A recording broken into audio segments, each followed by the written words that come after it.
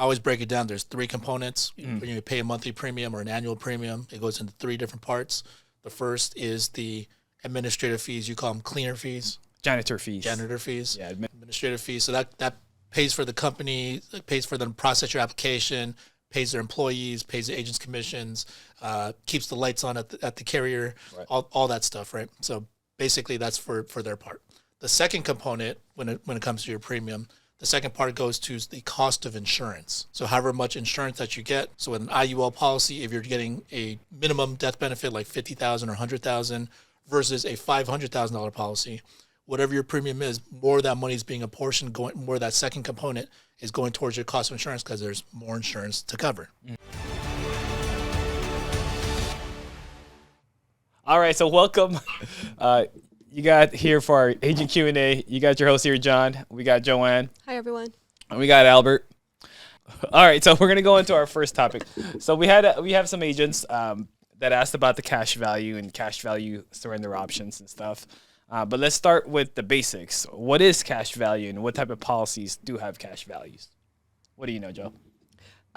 So I don't know that much, but I do know that whole lives typically have a cash value accumulation there for the clients, and it builds up over time, and then they're able to borrow against it, or also it can help to pay their future premiums if they don't pay them. Correct. That's kind of what I know. Yep. Yeah. Yeah.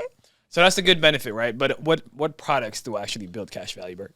So any permanent coverage, so a whole life policy, an index universal life policy, any type of universal life policy could be variable, it could be fixed. One thing I learned is that was a kind of a cool thing is term does not have cash value. Yeah. However, here at Family First Life, this is where I discovered this. You have a term policy with return of premiums. So there's certain policies that's a term with return of premium primarily used for mortgage protection situations. So it'll cover you for the next 15, 20, 30 years. If you don't pass away, all the money you paid into it, you get back. Really cool deal. So I was like, how's a term have a so it's a little bit technically misleading because when you do a term, it's just a term. There's no cash value. But if you do a term with return of premium, then technically it's a guaranteed universal life policy. So, the way that the actuaries set it up is that they account for here's how much premium that needs to be paid into it for us to invest this much into whatever. And after a certain period of time, it'll make enough money for us to be able to return all the premiums back to the client. So that's the slight caveat. Otherwise, a term does not have cash value, a whole life, a universal life, and term with return of premium only. Right. And then, so it's confusing too because with universal lives, you get an annual statement. Right. So when you have a CBO, like with America or your Mutual of Omaha Term Life Express, you do get an annual statement about your cash value. So be prepared for that. So some of your clients will come back and say, how come I have this letter? Is there something wrong? Is there something going on with my policy? Right. It's just an annual statement of how your cash value is doing. Right. So what is the benefit of a cash value, though, compared to a term? Why do clients need it? What's the purpose? I hear it's more expensive compared to a term. How would you expand on that for a client with like basic information knowledge? If you guys enjoy, I'm saying it too many times. Thanks for joining us so far. That's all I remember. We can continue to share with other people. We probably need to redo it, right? Hey guys, thanks for joining us. If you guys have found this stuff helpful up to this point, or you guys would like to see some other stuff, please like and subscribe and create a comment so we can cover that next topic. And continue watching the show. Well, so with a whole life policy, it's pretty simple. It's there's the cost of the insurance, and then whatever a little bit of excess goes towards the cash value account, so it gets divvied up into those things. I actually been working with some IUL clients, and I always break it down. There's three components. When you pay a monthly premium or an annual premium, it goes into three different parts. The first is the administrative fees. You call them cleaner fees. Janitor fees. Yeah, administrative, yeah. Administrative fees. So that pays for the company, pays for them to process your application, pays their employees, pays the agents' commissions, keeps the lights on at the carrier, right. all that stuff, right? So basically that's for their part. The second component, when it comes to your premium, the second part goes to the cost of insurance. So however much insurance that you get. So with an IUL policy, if you're getting a minimum death benefit like 50,000 or 100,000 versus a $500,000 policy, whatever your premium is, more of that money is being apportioned, more of that second component is going towards your cost of insurance because there's more insurance to cover. Okay. And then any remaining part of your premium when it comes to an IUL policy, the remaining portion of that, the third component, goes towards your cash value accumulation. So if structured properly, you can have covers the cost of insurance and the fees, and then the remaining balance you can overfund as much as you can, and then it goes building into the cash value portion of that third part of it, and then it continues to compound over time at a pretty decent interest rate if the market's doing well, if the index is doing well, and then you can take it out on a loan or you can keep that money, if you choose to. Yeah. So going back to the benefit of cash value, at the end of it, you have a lot of options. Yes. Right? So we have these things called cash surrender options or non-forfeiture options in the insurance industry. So we're going to go through 4. We have some agents that are pretty savvy, but they also get confused on it too. Okay. We had a conversation earlier where the agent thought that if I paid on a whole life policy and I paid more or exactly the amount of my face amount, I'm paid up. No. It's not correct, right? Not correct. Yeah. So for example, if the agent sold a $10,000 policy and the clients, let's say they're 70 and their premiums are maybe like $200 a month. If they paid $10,000 total, will the policy be paid up and they don't have to pay anything anymore? And they can borrow money from the cash value? No, that's not true. And here's the reason why. You get what you pay for, right? Right. So the thing is, especially when it comes to like a little bit older of a client, someone that's a little up there in age, their premium is going to be higher. And then sometimes, especially associated with age, depending on how they took care of themselves or if it's a genetic thing, they may not be that healthy. They might have a graded policy, meaning the rates are higher than what it should be for a standard day one level coverage. So they're paying for that additional rating. So what you're paying for is you're paying for the insurance company to cover you in the event that you're going to pass away. But the insurance company is also taking a risk because you could die the next day. Tomorrow, yep. I mean, any of us could. One premium. Any of us could. But statistically speaking, if you're up in age and you have health conditions, you have a higher likelihood of passing away. And that insurance companies, yes, they're charging you a certain premium. And then what if you outlive that and you pay more into it? Yeah, but what if you don't? Right. Right. So I think that's the overlooked aspect when clients say like, well, what if I outlive it? And it's like, man, you have this health condition, this health condition, this health condition. You're 70 something. You waited this long. Like, what do you really think? Like, do you have some type of really 100% predictable way of knowing that you're not going to die before then? Yeah. Yeah. So you got to understand, like the insurance companies are not nonprofit. Right. They are for profit. Yes. So they use the same actuarials from all the companies, which is actually funny. It's an integrity company now, CSG Actuarial. Mm-hmm. But what they do is they know the numbers. They know the mortality based on your age, your health, your medication. And then they use third-party companies like the MIB and the Milliman and Telescript. They have all the data to determine this is the length and longevity of your lifespan. This is how much we should make money off of you if you maintain this policy and until we have to pay out, right? But understand the purpose of insurance, it's pooling in a risk and then divvying it up and paying it out when it does. Okay, so your current risk, let's say it's a $20,000 funeral plan. You have a big risk. You don't have the policy. You don't have the money. That's your risk. You're giving that risk to the insurance company. They're willing to pay you the $20,000 for so-and-so a month. Let's say $100 or $200 a month. But if you die tomorrow, $20,000 is there. What if you paid the $20,000 throughout those years? Well, you still eliminated that risk, right? So Andrew Taylor, he had that good rebuttal. What if I would just put my money aside and I could have saved this all this time and I could have maybe invested it? You can. Then that would make you self-insured, right? But if you're not self-insured right now, if you overpaid by maybe $100 or $200, then you only paid $200 for that $20,000 policy. At the end of the day, it took care of your risk at any given point in time. Plus, that's a very glib comment when clients say that, when they're just like, well, instead of paying this $100 a month or $200 a month premium, what if I could just put it aside and save it myself? It's like, okay, well, why haven't you? Yeah. Like, have you done it so? Like, now you're thinking about this instead of like putting money towards this? And then the second follow-up question is like, okay, well, what would you invest into? And then they'll be like, oh, I don't know, like stocks. Like, oh, you follow stocks? Like, what do you invest? Like, what do you know about that? Like, if you knew about it, wouldn't you have done it already? Yeah. Where's your $100 going to go? How's it going to turn to $20,000? You have a plan? Exactly. What, you can put in your savings? Great interest rate on that. Less than 1% interest rate. Yeah. You think you're going to cover a funeral cost by putting $100 a month for that, where you could do it here. Right. Basically doing the same thing. You're going to get this money back. Your family will get this money back one way or another. Right. So that's just it's just funny. I mean, initially when I was a new agent, when I used to get that objection, I used to be like, dang, they got me good. Yeah. Like, No response. I don't know how to overcome that, because it's like you start sympathizing with them too much. You start thinking, yeah, you know what, you're right. Or like, what if they pay more than what the policy is actually worth? Or you're thinking, yeah, you're right. This is too expensive for you. At your rate, at your price, you're not getting a good deal.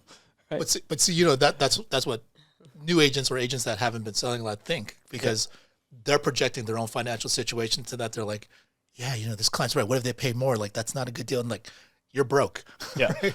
Especially when you were younger too, right? I remember that when I was younger. I mean, I started insurance at 21, 22 when a client said, oh, this is too expensive. You're right. This is expensive. Right. So it makes a difference, but you got to have a logical response and answer for that. Right. They're in their situation because they're in that situation. So are we solving a problem, or we're just hypothetical with all these things again? Yeah. And plus, you gotta stand behind what you're presenting too. Like, for me, if a client says like, oh, this $100 is too much, and like, the old me would have been like, yeah, it seems like a lot of money, but now I'm like, man, I spend more than this at the bar. Right. Like this is nothing. And plus, I also stand behind it, and I'll be like, I wouldn't have shown this to you if you had this part taken care of already, because we've identified that you have a problem, and the need that you have is that you don't have your funeral taken care of, or you need this much amount of coverage to pay off, you know, your mortgage, whatever it is. So like, I'm presenting this based off of your needs. Yeah. I'm not presenting because like, oh, okay, cool, I'm just gonna make up an arbitrary $100 or $200, $300 a month premium. It's just like, I'm just presenting it to you. You can let me know if it's too much, and we'll kind of reverse engineer and kind of try to work from there and try to back it down, see if we can get something that fits more into your current budget or the budget you think you have in your mind. Yeah. Their final price of what they should be thinking of spending for insurance. Which is also such a tremendous fallacy, because you go in and you present a certain plan and they're like, oh, that's too much. And it's like, compared to what? Like, what did you think this was going to cost you? Like, you're getting this much amount of coverage. Like, these actuaries have put together these prices, these rates for insurance, because it's scary. It's kind of scary, because I think I was talking to Andrew Taylor about this. Yeah. I think I was talking to a few other people. They're like, it's crazy how these actuaries can basically predict when you're going to die. Mm-hmm. Based on your health conditions, based on your age, based on your weight, based on all these different factors. Like, they can reasonably predict when you're going to die based off of all these other factors. Like, they're just looking at this person. They're not like, hey, this individual person is going to die. But it's like, person that fits this profile, based off all these other factors that we're considering, we know they're going to die right around this time, so we got to create this rate for it. So it's like a profitable rate. Or not even profit, just that they're not going to lose money. But that's just how that, with the law of large numbers and the amount of time that they've had to crunch all this data. Yeah, we all got an expiration date. These insurance companies probably know better than you do. Yeah, man. So it's like, all right, well, you're telling me that it's not worth it because you think you're going to live longer, but it's like, your diabetes is not indicating that. Like, these health conditions, your family genetics, like whatever it is, like, let's just get real about it. Yeah, it's a gambler. It's like the Vegas odds, man. The bookies always know the numbers. Right. They know everything. Percentages, why, up and down, right to the line. Right. It's pretty predictable. Like, I would say 80 to 85%, close to the betting line. For Vegas, for dealers? Yeah. Or we're talking about for insurance? Just even like sports betting, Vegas, like, it's all numbers. It's all law of large numbers, just throughout the history, you know, and they're seeing these things.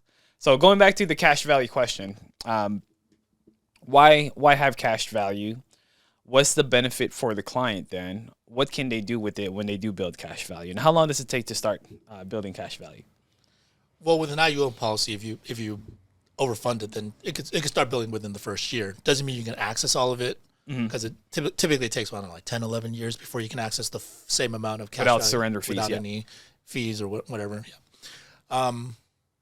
But you know that if you're doing an IUL or policy for that specific purpose, then yeah, you can start building up some cash value. You know, obviously it won't be too much in the first few years, so people got to be realistic about that. It kind of compounds over time. You really need some time to go into that too, so you need a good principal balance, and then it'll continue to compound, and then it starts picking up momentum as the years go by. Okay. So if you're expecting to have a lot of money up front to be able to just, I'm going to take out a policy, and then next year I want to buy a house. Like, not realistic. unless you front load it to the degree and So you big have that amount. much money and you got a lot of money to begin with, Right. because you're doing it for that specific purpose, because the interest rate of you borrowing against your own policy's cash value is lower than that of borrowing from the bank. Mhm. And that's a very small niche in Yeah. terms of the type of clients that we deal with. So if you don't know, you don't know how that specifically works, that's probably not your market and clientele right now anyway. Yeah, not yet. But I mean, if you have clients, we can help you get there. Yes. Right. So, but on a whole life, typically it would do about 2 to 3 years to start developing, and then it'll snowball. Right. But an IUL is a flexible premium type product, so it's based on how much premium you put in at front load, 7-year, and all those things. Right. So And having a good agent that knows how to structure it properly based off of Correct. your needs, correct. So not making on sure. their needs. And if you don't know, don't worry, we got your back. But if you want to learn on your own, remember we have fflams.com. You can ask a specialist. So going to the cash value options, what can an agent or a client do, or the agent do for the client once there's cash value accumulated? Okay, what's the first option? It's called the cash surrender request. What does that mean? Meaning, cancel my policy. What do I have in my cash value? Give that to me. Yeah. Right. Do you pay taxes on that? No. Okay.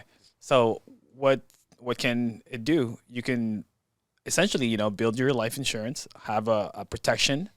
Whenever you feel like you don't need the life insurance anymore, or you ever feel like, okay, well, let me cash out, I can always get a new policy. You have that little piggy bank, right? You can save it, take some money out of it. Funny enough, I have a story with my sister. She had a policy with our old company, okay? And it came to a point where, well, we have these IOL products now. We used to only have whole life. She's had it since the start. In fact, actually, you were the agent. Right. Right before I got my license in. And she built up like a good $14,000 into the policy. I found a new IUL product for her that still beat her price Right. 14 years in. So she starts a new one, but she got to cash out her life insurance, and that $14,000 is cash, tax free. She was able to go to Hawaii, spend some money, take care of some bills, and probably have a little bit left over. So that's the benefit of cash value life insurance. So one is to cash out. A second one that's an automatic feature is called an automatic loan provision, or APL, automatic provision loan. Can you explain that? Yeah, that's a very important component. I think it's often overlooked. So if you had a term policy, you don't have access to this to keep the policy going when times get tough. If you forget to make a payment, sometimes people change their bank account. And they don't notify the insurance company that they have a new billing method. So sometimes the policy goes undrafted for the following month, or maybe sometimes multiple months, depending on the grace period for that respective carrier. Mm-hmm. So if you don't make that payment, generally it goes into a grace period before it's about to lapse. But then the thing is, if you have cash value, and then you selected the automatic premium loan provision, which most of it's default for most carriers. I don't know why it's an option to select it. It should be automatic. It should be, but I guess some people value the cash value more than keeping their policy going. But it'll lapse if they don't pick that. That's weird. So, the automatic premium loan provision allows the cash value that's in there, if selected, it's if you forget to make a payment, if you didn't have funds for that particular month, you changed your bank, the draft didn't go through for whatever reason, it's automatically going to draft that next month's premium from the cash value, so it keeps the policy rolling, so it keeps it in force. Because the worst thing that happens is, let's play out this scenario. Yeah. What's usually the reason why people don't make their monthly premium or don't have money for it to draft?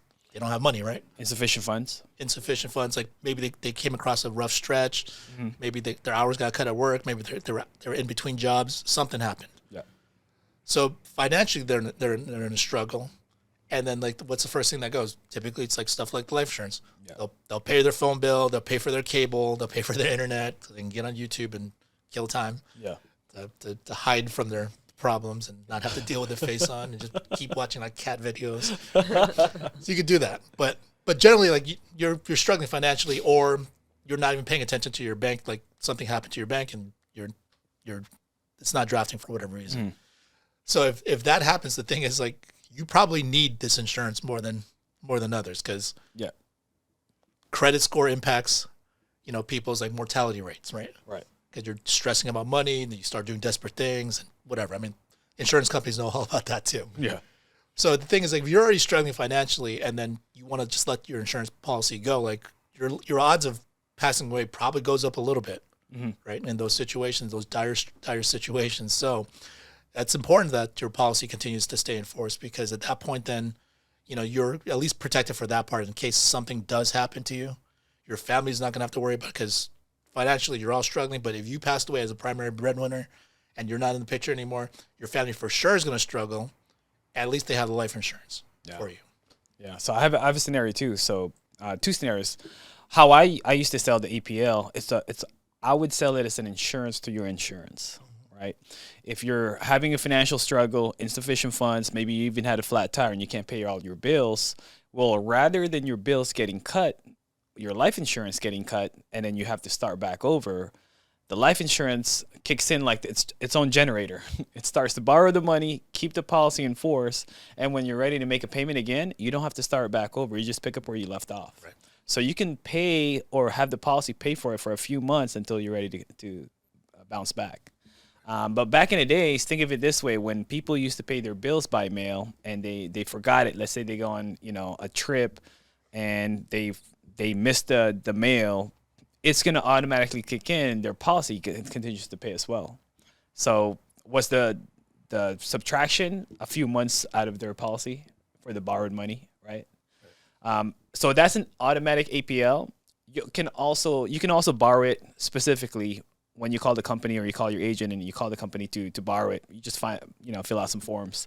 This is actually really good for people that before they go insufficient funds, they know it's going to happen, so they can call the insurance company and get some money out of it too. You just got to make sure you pay it back, right? What would happen if you don't pay it back? Yeah, so you don't have to pay it back. It's just when you do finally pass away, it's going to the death benefit's going to subtract the loan amount plus the interest, and then you get paid out. Your family gets paid out whatever was not taken out in the loan. Yeah. So if you're preparing, you're financially savvy, you understand your life insurance options, your cash value options, you can tap into that instead of having to go to a bank, ask for a personal loan, or tap into your credit card. You can go to your insurance company.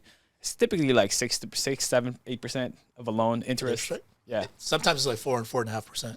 To just borrow from it. Borrow from your own policy. And then remember, you don't have to pay it back. If you just die in between, it still comes out of your policy. So I got a gym buddy. He's expecting twins, and he was like, "Okay, I'm working double time right now. He's in construction, but he's expecting twins. He's gonna have to go on paternal leave too. He can't have his wife take care of all that by herself, right? Sorry, it's bad enough when you have one baby. Yeah. Imagine 2 babies at the same time. Woo! So he's expecting a financial possible setback because he's gonna have to not work. And so he asked me, John, I could borrow out of my cash value insurance, right? It's like, yeah, depends on how long you've had it. You can tap into it. And he was smart. He was saying, I know I'm going to tap into my savings. I'm going to tap into this, but I just got to ride through that first couple of months. That's where cash value comes in for you guys. So this is the benefit only a permanent plan can have versus a term plan. Let's talk about the two options. Sometimes it kicks in. Sometimes you do have to call it in. What do you guys know about the paid up option or the reduced paid up option and the extended term? So the paid up option, so we have a carrier called AIG that does a paid up option. So they only have to pay up to a certain age. I think it's 89 or something. Yeah, it depends on when they started. Yeah. 85, 89, somewhere in that range. Maybe a little bit more. Yeah. If you start later. Right. But basically, you continue to pay your premiums. It has some cash value in there, which I wouldn't make that as a strong selling point for the agents too. If you're selling a final expense plan to an older couple or to an older individual, I wouldn't be like, oh yeah, you can get cash value. You can buy a house with it, and get a car. That's not realistic. Yeah. Right. So it's just I'd say, because they'll ask me sometimes, they're like, oh, does this one have a cash value? And I'm like, yes, there will be one. However, it's just to be realistic with you. It's not going to be a lot. It's just going to be there in place just in case you come across tough times. You can't make the payment premium. It's just going to continue your policy going, and you choose to pay back if you want to or not, and then it'll be taken out of the final face amount. So that's not really for you to generate a lot of income off of this or to be able to have a ton of access to loan money. Yeah, it's just there to protect your policy. Emergency fund, in a sense, and it also will potentially build up a reduced paid up option for you, which when that happens with a reduced paid up option, it basically takes whatever cash value is built up plus whatever premiums you paid, and the insurance company just keeps it and just says all right, here's how much insurance you'll get.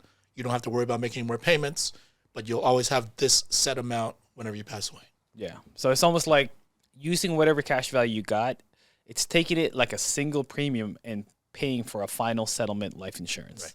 We call it reduced, a reduced paid up, because let's say you started with maybe 100,000, you had like $20,000, $30,000 of cash value. You're surrendering that whole 30,000. The 30,000 will then buy a final face amount that's going to be lower than your initial start. So you went from 100,000, maybe it'll drop down to 75, 80,000. It's reduced, but it's paid up, so no more future payment premiums. Right. So when you have clients that will give you these concerns, well, John, do I have to pay these policies forever? You can. It's good till you die, until you're dead. Or it's good till when you want to stop making payments. But you can also do a paid up option if you do want to. Let's say you want to retire, you want to get rid of some bills. You still need life insurance, but maybe you don't need 100,000. You're down to 50. Still free life insurance at the end. Right. Last part would be the extended term. This has to be typically initiated by the agent or the client, right? The insurance company doesn't just trigger this on their own. Right. Would you say? No. Yeah, not that I know of, unless it was like old school policies. Right. What is an extended term? I don't know that well, actually. You familiar with it? Yeah, it's so low nowadays. It's less likely to happen. We'd rather do a paid up option, but essentially what it's doing, as you guys know, whole life compared to a term is more expensive, right? So what will it do is that it's going to extend your policy using the cash value to extend the term of your policy for however many years and however many days. So if you review your policy, you'll see the fourth option, extended term.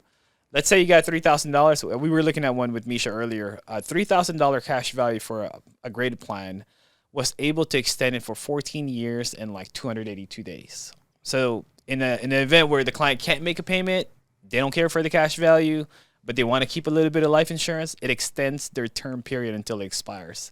Now, what about the face amount? That is up to the insurance company because it just says it could potentially reduce it. It could potentially reduce, but it doesn't say the reduced face amount. So if it's extending the term, most likely it could be a full payout of the coverage. But of course, it's using the cash value, so it's a little tricky in that end. But think of it this way: it's like a layaway into your policy. It's being laid away. You're using the cash value. It's extending its policy until the cash value taps out. Right. So these cash values are there for the client. Think of it like insurance on their insurance. It's the benefit. If you guys don't know too much about it, it's really good as a selling tool for the client. Because sometimes, they're in a fixed income. They're thinking about all these things. And it's a feature you can say to them to upsell in a sense. If they feel like, well, what if in the future I can't afford a $200 premium? Well, a $200 premium will build up a cash value higher than a $100 premium. And then you'll have more cash value options. Have you ever had to use cash value as a selling tool before? Well, I do it for IULs all the time. So I guess so. It depends on what the lead type is too. So here's my piece of advice for agents watching. Mm-hmm. So the thing is, just because you like a product doesn't mean it's right for all the clients. True. So sometimes I'll hear agents like pushing the same product over and over again. Same line. And then like some of these clients are not that healthy, and some of these clients are older, and some of these clients can't afford it. And I'm like, why do you keep pushing that product? Yeah. And then they're like, it's a great product. And then I'm like, do you have this product? and then sometimes they do, which I'm like, okay, I understand. Like, you really love this product. Yeah. And then sometimes they don't even. And I'm like, why do you keep pushing this product? I'm like, expand your knowledge base and start. And like, yes, it's good to have a preference. Yeah. It's good to be an expert on one particular thing. But stop pigeonholing your clients into one product for everybody, because it's not one size fits all. Mm-hmm. Like this, like stuff like this, and then you're the best teachers. Your experience and just getting out there and just helping a lot of people over the course of time and actually getting real experience in doing it.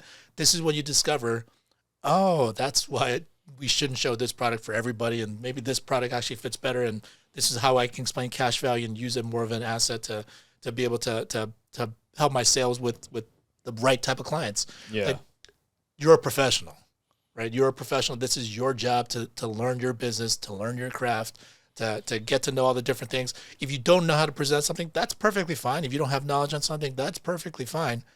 But your job is to try to ask the right people, try to get that information, call the carriers. That's always the first and easiest step. And then ask your upline, ask people that have been doing it. And this is your job. This is your responsibility to learn these particular different products and services that we have to offer. It's like, if you mess up, that client is banking on your word. It's going to be accurate. It's going to provide them with the service and product that they were expecting. And then you don't want that on your conscience and on your soul. Yeah. When that client passes away, their family, they've been telling their family this whole time, oh, my agent told me that we're going to have this and this. And then it turns out not to be the case. Like, I'd feel terrible. Yeah. And not to say mistakes don't happen, but the thing is, do better. Like put in more work, learn your craft, study, get better, and just do the best that you can for your client. Yeah, I hate to hear it. Like, we used to have an agent way back in our old company, right? They would sell a small $15,000 plan, and it would have a $100,000 accidental. And so, but the way they would sell it to the client, it's like, yeah, you get $115,000 life insurance when you die. That's terrible. And then when we do a policy review and we review it, and they remember that distinctly, and it's a year or 2 years in, and then we do a policy review. Okay, so you have 15,000 natural and you have 100,000 accidental. Wait, what? Right. I thought I'd get 115,000 total in case I die. It's like, yeah, in case you die from an accident. That's deplorable. That agent. So imagine we hear it often. You would hear some other agents where I thought my agent told me that I only have to pay it for 3 years and it's paid up. It's like, yeah, you can do a paid up option. It builds cash value in starting 3 years. But that 3-year cash value is going to be like $100, $200. Your paid up option, it'll be reduced from like 20,000 down to like maybe $500. Yeah, it's doable. But understanding what we're talking about and not complicating everything and then over exaggerating what it can do for the client. Yeah, you can definitely trick a client. Yeah, for sure. Yeah. But just for you for the sake of you being able to make that sale, you're going to intentionally be deceitful. I mean, there's absolutely nothing wrong with 15,000 of whole life and 100,000 of accidental death if the client knows what that's what it is. Mm-hmm. But if you're intentionally misleading the client saying it's $115,000 of life insurance because it'll help you make that sale, then there's a special place in hell for you. Yeah. And so you hate those. You run into those clients. I hate it. You see the same agent. Oh, here we go. Now I got to come and explain it. I'd rather not do this policy presentation, man. Yeah, that was always the worst experience too, because it's like you come in behind that same agent that does stuff like this, and like, I'm having a tough time explaining to the client what they actually have. It's gonna suck to see their reaction. I mean, then again, I'm like, I'd rather they know. Yeah. See where we can come in and help out. So use it to your advantage. Use the knowledge of the insurance. Use the knowledge of each carrier product that you are pitching. But most importantly, when we're talking about the cash value, back to this, knowing how these works and then pitching it to like clients, parents for their kids, it's really valuable. And if you have a kid, get one. I bought a policy for my 1-year-old. I'm paying $100 a month. And I lowered it down to $50,000, the smallest I can for her. So now it's super overfunded, right? So if it's going to be overfunded, by the time she's 30, 35, she's ready to retire, she's going to have a big cash value into it. Or I'm going to have it, and I can cash out. If I'm around. Daddy's gambling money. I paid for the policy. I'm the policy owner. She doesn't even know it yet. So you have options. So hopefully this helps. Owning a policy, understanding it. When a client comes back, is this a good thing for my kid? Well, yeah, I have one too. That's where it'll come in. So hopefully you guys got something out of this. This is going to be recorded. It's going to be on YouTube on FFL Elite Clips. Please follow us, like and subscribe, and share it to anybody that you know that's in the industry so we can build up our following as well. So thanks for joining us. Thanks, guys. We'll see you guys next week. Hey guys, thanks for watching. If you guys want to subscribe, click here. If you want to watch the next video, click here.